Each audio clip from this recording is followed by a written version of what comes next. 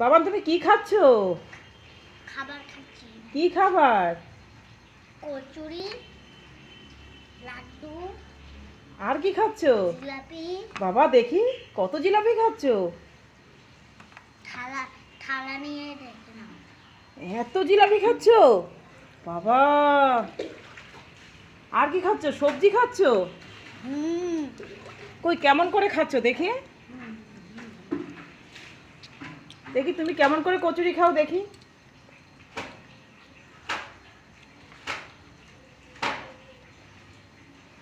তুমি রোলে কেমন করে খেয়েছিলে? ও বাবা, এমন করে খাও তুমি?